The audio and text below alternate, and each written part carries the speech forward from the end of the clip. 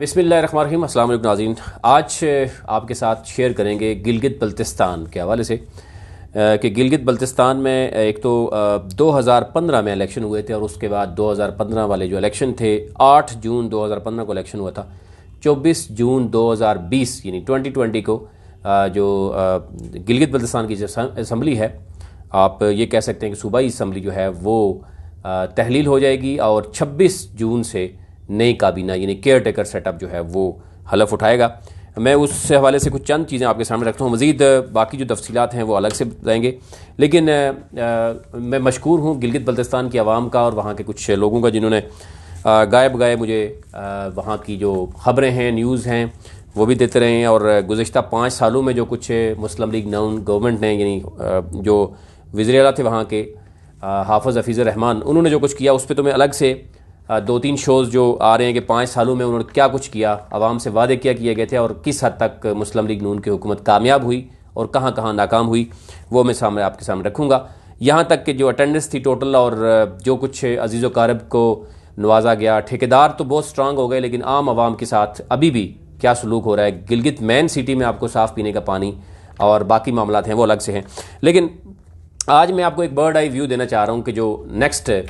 गिलगित बल्तिस्तान का जो सिनेरियो नज़र आ रहा है 24 जून को, क्योंकि इलेक्शन जो है जो असम्बली है वो तहलील हो जाएगी और केयर टेकर सेटअप आ रहा है। केयर टेकर सेटअप की दौड़ में बहुत से लोग हैं। थोड़ा सा बड़ा व्यू दें, गिलगित बल्तिस्तान की असम्बली की टोटल जो सीट्स हैं वो 33 सीट्स हैं। उसमें से 24 डायरेक्ट सीट्स हैं और 6 फीमेल के लिए हैं और 3 टेक्नोक्रेट्स के लिए हैं। इसी तरह 3 डिवीज़न है गिलगित बल्तिस्तान के, गिलगित बल्तिस्तान है और द्यामर जो है वो डिवीज़न है। अगर हम मज़ीद उसमें देखें तो गिलगित बल्तिस्तान में 4 यानी मुख्तलिफ़ फ़िका वहाँ में मौजूद हैं, सुन्नी मौजूद हैं, शिया मौजूद हैं, वहाँ पे आगा खानी भी मौजूद हैं और साथ अगर हम बात करें तो नूर बख्शी जो हैं वो भी स्कर्दू वाली साइड पे वो मौजूद हैं। तो हम देख रहे हैं कि इससे पहले जो इलेक्शंस होते हैं या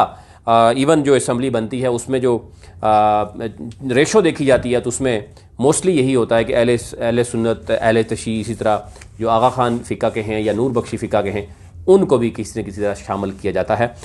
अब जो निगरान सेटअप आ रहा है उस हवाले से आपने देखा होगा कि सोशल मीडिया में भी और बहुत सी शायद कोई 20-25 नाम तो गूंज रहे हैं, लेकिन चंद जो अहम कुछ नाम हैं वो आपसे शेयर करते हैं और क्यों हैं। और फिर मैं आपको ये तकरीबन 16-17 तक तो जून तक ये नाम आपके सामने भी आ जाएंगे, ये नाम ज़बान ज़द-ए-आम हो जाएंगे। लेकिन अभी फ़िलहाल सोशल मीडिया पे हर एक अपने अपने किसी न किसी शख्स को वज़ीर आला केयर टेकर देखना चाह रहा है। सबसे ज़्यादा नाम आप गर्दिश कर रहा है शाहिदुल्लाह बेग का, जो कि साबिक आपको पता है कि फेडरल सेक्रेटरी भी रहे हैं और आज़ाद जम्मू एंड कश्मीर मामलात को वो देखते रहे हैं। बड़ा नाम था, लेकिन कुछ कंट्रोवर्सीज़ भी उस हवाले से चल रही है। मैं अगर आप बात करें तो मुश्तरका अलामिया भी आया है जो मरकज़ी इमामिया जामिया मस्जिद गिलगित बल्तिस्तान, जिसमें कहा गया कि तमाम उन्होंने ये कहा कि जिसकी सदारत जो है सैयद राहत हुसैन हुसैनी उन्होंने की और इसमें कहा गया कि तमाम लोगों को एतमाद में लिए जो है एक तो लिया गया और उसमें कहा गया कि गिलगित बल्तिस्तान की तकर्री को अक्सरियत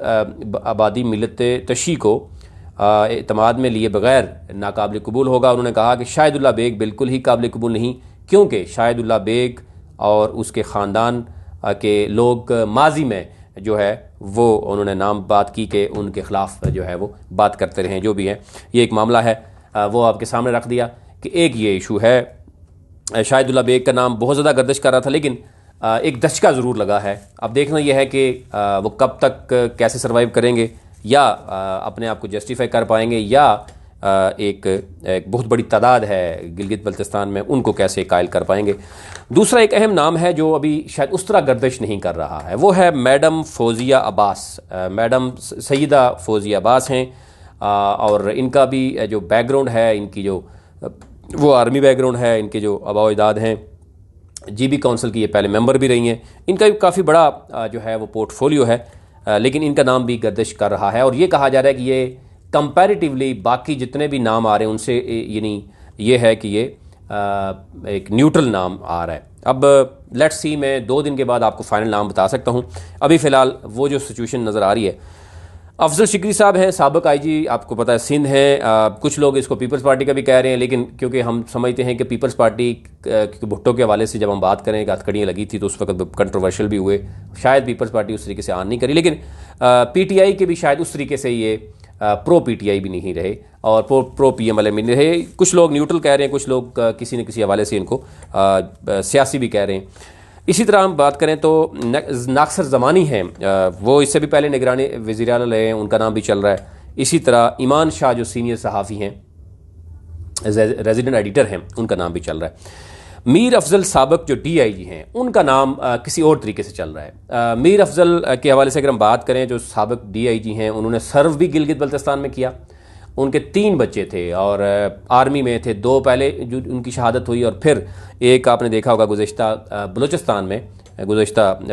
कुछ अरसा पहले जो है वो शहीद कर्नल हबीब रियाज उनका नाम था, वो भी शहीद हुए। तो एक तो यह है कि पाकिस्तान के लिए उनकी सर्विसेज, गिलगित बल्तिस्तान के लिए उनकी सर्विसेज, और फिर वो ख़ुद भी गिलगित बल्तिस्तान में रहे। एक तो ये उनका नाम ये कहा जा रहा है कि बहुत ही टॉप पे नज़र आ रहा है, कि जो कि एक मुहिब वतन होने का सबूत भी दे रहा है उनकी पूरी फैमिली, और इसके साथ साथ वो किसी भी पॉलिटिकल पार्टी के उस तरीके से करीब नहीं रहे। अब देखना यह होगा कि सिलेक्शन के 2 दिन पहले, यानी 2 दिन के बाद मैं आपको कुछ चीज़ें आपसे शेयर कर सकता हूँ जो हमारे ज़राए हम तक पहुँचाते हैं, आप तक पहुँचाएँगे। अब इलेक्शन ज़ाहिर है,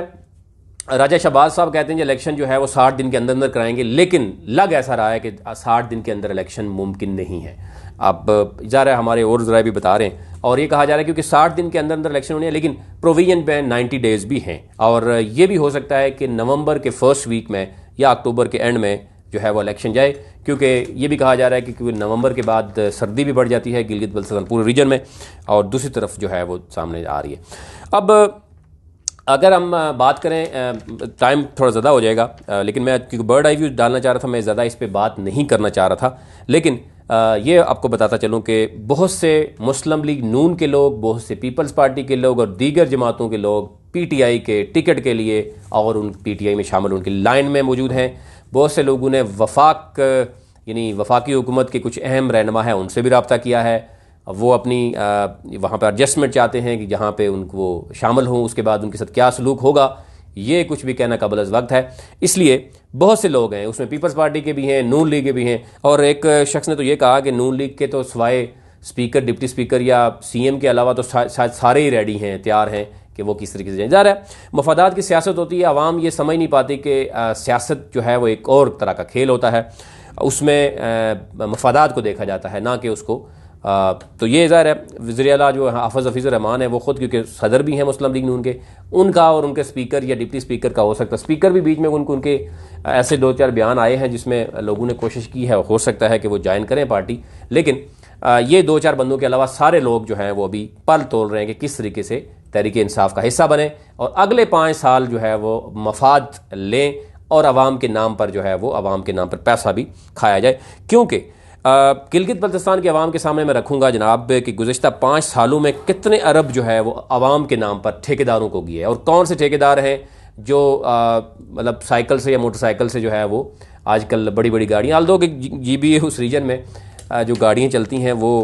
नॉन यानी एनसीपी हैं, लेकिन फिर भी उन्होंने इस्लामाबाद में बहुत से लोगों ने घर बनाए, बंगले बनाए, और सीएम के करीबी कितने लोग थे, पहले भी मैंने किया था, अब मैं मज़ीद आपके सामने लाऊंगा। एक और चीज़ है, इस पर भी मैं थोड़ी सी बात करूंगा मज़ीद में, क्योंकि आपको और जितने भी मेरे जानने वाले, सुनने वाले हैं, देखने वाले हैं, वो एक तो चैनल को ज़रूर सब्सक्राइब करें, बेल आइकन को क्लिक करें, और हमारी टीम की हौसला अफजाई के लिए इसको शेयर भी करें ताकि नई आने वाली वीडियो आप तक पहुँच सके। और गिलगित बल्तिस्तान का जो हमारे कोऑर्डिनेटर्स हैं उनके भी हम मशकूर हैं कि वो बड़ी अच्छी तरीके से, बड़ी तस्दीक करके जो है वो वहाँ की खबर लेके आते हैं।